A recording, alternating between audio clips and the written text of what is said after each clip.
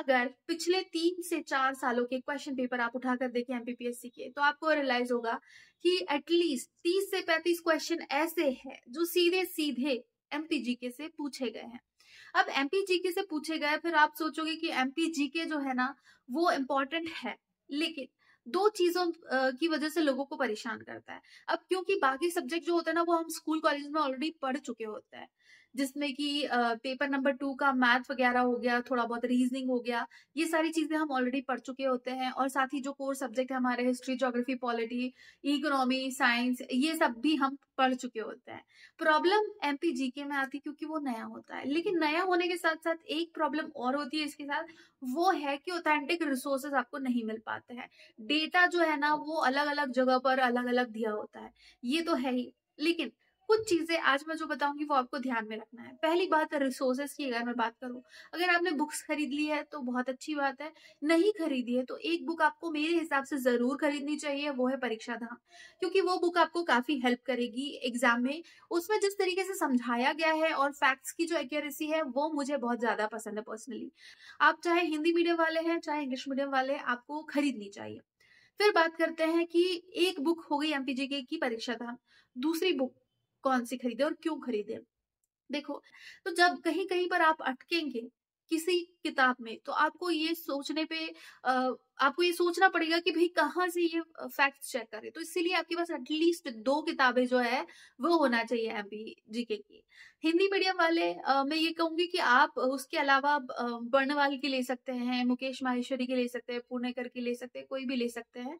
ठीक है, बहुत ज्यादा फर्क नहीं पड़ता, बस आपको सिर्फ एक बैकअप तो होना ही चाहिए। पर ऐसी कुछ चीजें हो सकती है जो बुक में ना दी हो, जो दूसरी बुक से कवर हो जाए। इंग्लिश मीडियम वालों की बात करूं तो एक चीज आपको ध्यान रखना है कि इंग्लिश मीडियम वालों के लिए बहुत कम रिसोर्सेज है, बहुत लिमिटेड है, क्वालिटी रिसोर्सेज और भी ज्यादा कम है।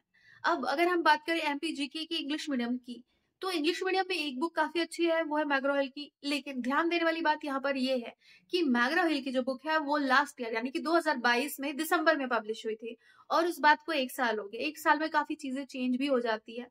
ठीक है, तो आप या तो वो बुक खरीद सकते हैं या फिर आप खरीद सकते हैं मुकेश माहेश्वरी की जो बुक है, वो उसका लेटेस्ट एडिशन है, वो भी आएगी सितंबर के आसपास आया होगा, तो वो आप खरीद सकते हैं। अब यहाँ पर आपकी बुक्स की जो प्रॉब्लम है वो सॉल्व हो गई। अब मैं कहूंगी अगर आप ऑब्जेक्टिव क्वेश्चन की बुक खरीद रहे हैं तो अच्छी बात है, खरीद सकते हैं, कोई भी पब्लिकेशन की खरीदो जो नोन है, जो कि आपके परीक्षा धाम हो गया, पुणेकर हो गया, मुकेश माहेश्वरी, इनमें से कोई भी आप खरीद सकते हैं, बहुत ज्यादा फर्क नहीं पड़ेगा इस बात से। लेकिन एक चीज जो मैं अभी बताने वाली हूँ उस पर आपको ध्यान देना है। अभी एमपीजी के ना उसमें एक एक आता है पोर्शन आर्ट एंड कल्चर का, ठीक है, उसके अलावा एक आता है हिस्ट्री का। दो चीजें जो है ना वो, अब मैं इसलिए मेंशन कर रही हूँ क्योंकि बाकी चीजें तो ठीक है आप कवर कर लेंगे, लेकिन इस चीज के लिए आपको निर्माण आइस की एक जो बुक आती है वो लेना है, क्योंकि उसमें काफी डिटेल में दिया है। और आजकल हिस्ट्री, स्पेशली अगर मैं बात करी हिस्ट्री की और आर्ट एंड कल्चर, उससे काफी डीप में क्वेश्चन पूछे जा रहे हैं। तो इसीलिए आपको एक बुक खरीदना है, वो है निर्माण आइस की ये वाली बुक। ठीक है, ये आपको ऑनलाइन भी मिल जाएगी या किसी स्टोर से आप खरीदते हैं तो वहां से भी मिल जाएगी। ट्रस्ट मी, ये बुक आपको बहुत हेल्प करने वाली है। अब आप सोचोगे कि यार एक ही सब्जेक्ट पे इतनी सारी बुक्स, मतलब क्यों इतनी सारी बुक्स खरीदे।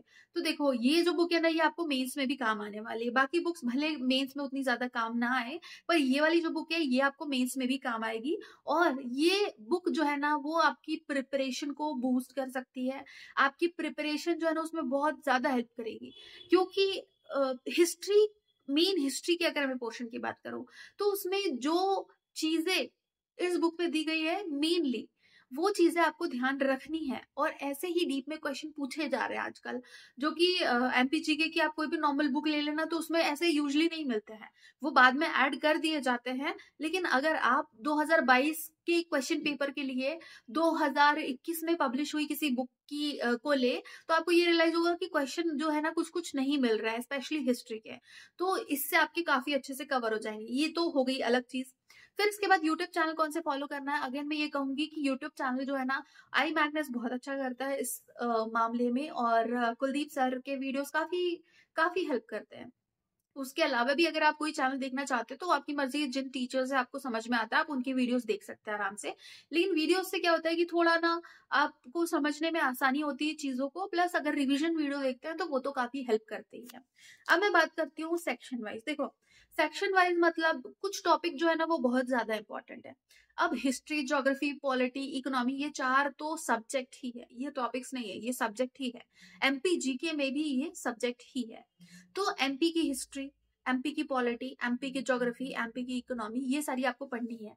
लेकिन एक पोर्शन जो है ना, पता है, वो अलग स्टैंड करता है। मतलब अगर वो छोटा सा पोर्शन ना, हार्डली अगर आप देखेंगे मैंने, तो 5 से 6 पेजों से ज्यादा आपको उसमें पढ़ने की जरूरत ही नहीं है। और उन्हीं 5 से 6 पेजेस में से 3-4 क्वेश्चन आ सकते हैं। ठीक है, ऐसा होता है।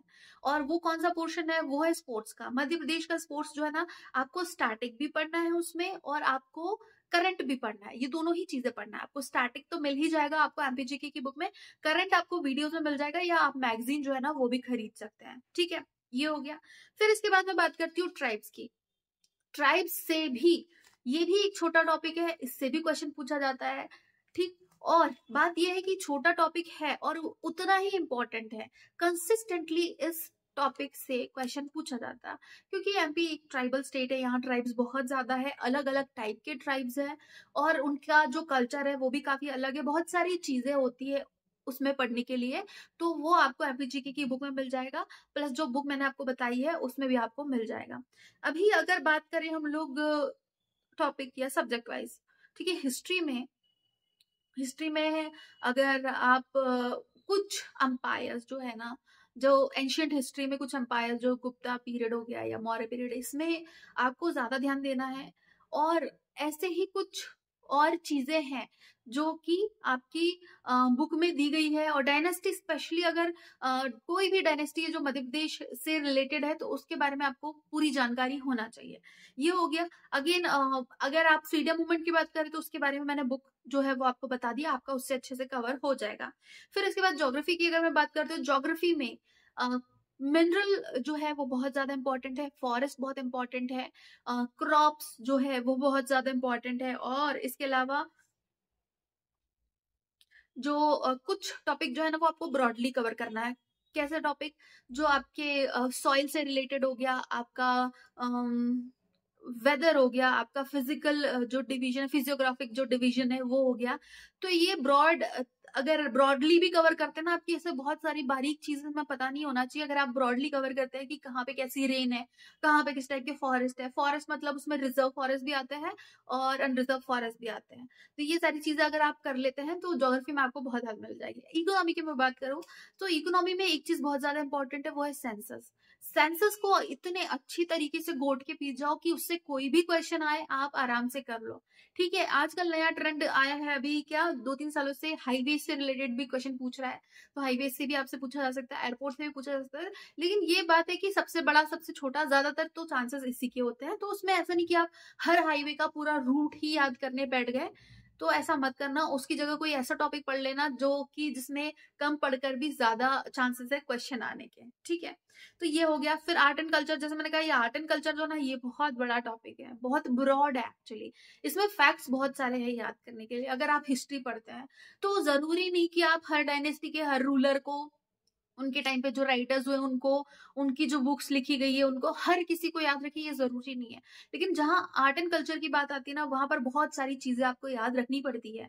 और उसमें ही अगर मैं बात करूँ, जो मध्य प्रदेश के फोक डांस है, ड्रामा है, और फोक सॉन्ग्स है, ये सारी चीजें, पेंटर्स है, राइटर्स है, तो बहुत सारे फैक्ट्स होते हैं। ये वाला पोर्शन बहुत अच्छे से कवर कर लेना। ठीक है, इससे क्वेश्चन पूछे जाते हैं। मिसलेनियस टॉपिक कुछ कुछ होते हैं, कुछ कुछ हेडक्वार्टर्स भी पूछे जाते हैं। अब आप सोचोगे यार इतनी सारी चीजें हैं, सबके हेडक्वार्टर्स कैसे हम याद रखेंगे? सवाल भी सही है, ठीक है, प्रॉब्लम भी वैलिड है। इसका एक सोल्यूशन मैं आपको बताती हूँ। ठीक है, सोल्यूशन नहीं है, छोटी सी ट्रिक है, या सिर्फ सिंपली आप इसको देख सकते हैं इस तरीके से कि जब कोई ऐसा ऐसा कोई हेडक्वार्टर है जो भोपाल में नहीं है सिचुएटेड, तो उसके पूछे जाने के चांसेस ज्यादा है। जैसे कि अगर वो इंदौर में है, अगर वो ग्वालियर में है, जबलपुर में है, तो उसके पूछे जाने के ज्यादा चांसेस है। भोपाल के सारे हेडक्वार्टर्स तो आप याद नहीं रख सकते, लेकिन जो भोपाल में नहीं है वो आप याद रख सकते हैं, ठीक है। और उनसे अलग कुछ क्वेश्चन आता है तो वही, अगर आप गैस कर रहे हैं तो भोपाल गैस कर सकते हैं, ठीक है। अगर आपको याद नहीं है, अगर आपको पता नहीं है तो इतना आपको कर लेना है। फिर इसके बाद करंट अफेयर की अगर मैं बात करूं तो करंट अफेयर का भी मेजर पोर्शन ना, ट्रस्ट मी, स्पोर्ट्स से ही होता है। अगर आप देखें मध्य प्रदेश के करंट अफेयर का मेजर पोर्शन स्पोर्ट्स से ही होता है। एक चीज और आती है वो स्कीम, ये इकोनॉमी ही में ही कवर होता है, या मिसलेनियस टॉपिक में आप इसको मान सकते हैं। तो स्कीम्स जो है ना, अब यहाँ पर आप देखो कि एक बहुत ही थिन लाइन है करंट अफेयर और स्टैटिक जीके के बीच में। अब 2017 के पेपर की अगर मैं बात करती हूँ, उसमें पूछा जाता है कि भाई सौभाग्य स्कीम के बारे में लिखो, तो वो हो जाता करंट अफेयर का टॉपिक। लेकिन जैसा कि हम जानते हैं 2022 में पूछा गया सौभाग्य स्कीम के बारे में, अब ये स्टैटिक का पार्ट हो गया। तो ऐसा जरूरी नहीं कि इस साल के करंट अफेयर आपने कर लिए है तो वो लोग 2022 के 2021 के नहीं पूछ सकते, ऑफ कोर्स पूछ सकते हैं। और सारे करंट अफेयर आप तैयार भी नहीं कर सकते, 3 सालों के करंट अफेयर मतलब कौन याद रखेगा इतना। तो इसके लिए एक चीज ध्यान रखना कि अवार्ड्स, स्पोर्ट्स और स्कीम्स, ये 3 चीजें जो है ना, ये 3 चीजें आपको कम से कम 3 सालों की तो याद रखना ही है। और अगर उसके पहले की भी बहुत ज्यादा कोई इंपॉर्टेंट है, अगर कोई फर्स्ट है, अगर अवार्ड्स या स्पोर्ट्स में कुछ ऐसा फर्स्ट वगैरह है तो उसको भी आपको याद रखना है। तो अवार्ड्स, स्कीम्स और स्पोर्ट्स, 3 चीजें जो है ये आपको बहुत अच्छे से तैयार कर लेना है, ठीक है। तो ये सारी चीजें हो गई और सारी इंपॉर्टेंट बातें जो है वो मैंने आपको बता दी। और जैसा मैंने कहा कि हर टॉपिक को हम लोग अलग अलग डिस्कस करेंगे, किस टॉपिक में कहाँ से क्या कितना कैसे पढ़ना है वो सब कुछ मैं आपको बताऊंगी। So thank you for watching the video. मिलते हैं हम लोग नेक्स्ट वीडियो में एक नए टॉपिक के साथ। और आई होप कि ये वीडियो जो है आपके काम आएगा, और आपको सिर्फ इतना करना है कि अपनी प्रिपरेशन जो है ना उसमें कुछ चीजें ऐड कर लेना, अननेसेसरी चीजों को हटा देना, ताकि ये जो 2023 का प्रीलिम्स है आप इसको आसानी से क्लियर कर सकें। Thank you.